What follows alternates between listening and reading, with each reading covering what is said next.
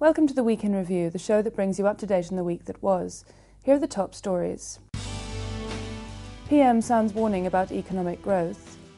TRI says government should stay away from the TV channel business. And Ratan Tata retires. Prime Minister Manmohan Singh has sounded a warning about economic growth. On Thursday, he said a business-as-usual attitude would not work. Singh added that reversing the economic downturn would be the top priority of his government.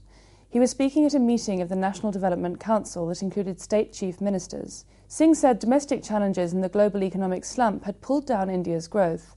He also said domestic constraints would need to be addressed.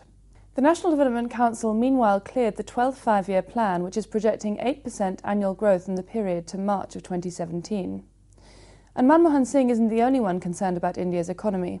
On Friday, the Reserve Bank said the risks to macroeconomic stability had increased. Its financial stability report listed the problems. It cited high inflation coupled with the economic downturn, along with the ever-increasing fiscal deficit. RBI concluded that risks had increased since the last report in June of 2012. India is expected to grow at less than 6% in the fiscal 2012 to 2013.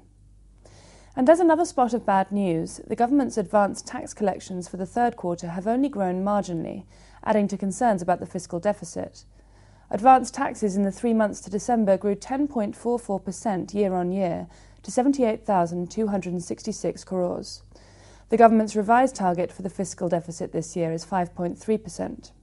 Insurance regulator IRDA is all set to revamp the rules for old-fashioned life insurance products. Mint has learnt that it plans to place limits on 3 key charges: the upfront commissions for agents, the expense charges levied by insurers, and the so-called surrender charges.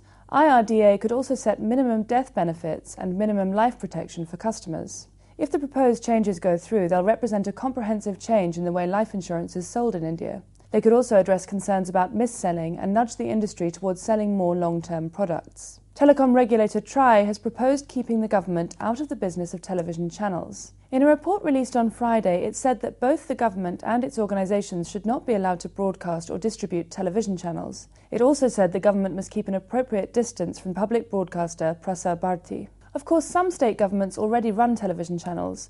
TRI says they should be provided with a way to exit the business.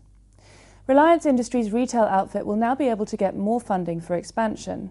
The shareholders of Reliance Fresh have agreed to increase the company's borrowing limit. They passed a resolution allowing it to increase the cap on borrowing by half to 15,000 crores. The money will be used to expand the grocery chain. The decision comes soon after the government allowed FDI in the multi-brand retail sector, a move that could mean increased competition for Reliance Fresh. And here are some stories in brief. The government has extended its interest subsidy program for exporters by a year. It has also brought new sectors under its ambit. The 2% interest subsidy on loans will now be valid until March end 2014, and industries like iron, steel and makers of electrical transformers will be eligible. Air India is revising the pay scales of its 28,000 employees. The move is part of its efforts to cut costs. Air India says the measures will bring it in line with the norms followed by other public sector companies. More importantly, it expects to save 13 crores every month. As of July, Air India had a debt of more than 47,000 crores.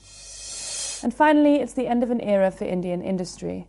On Friday, Ratan Tata retired from his position as chairman of Tata Group. He is now 75 years old. Tata's replacement is Cyrus Mistry, whose big challenge now will be to consolidate a business empire with revenues approaching 5 trillion rupees. And on that note, we end the Week in Review.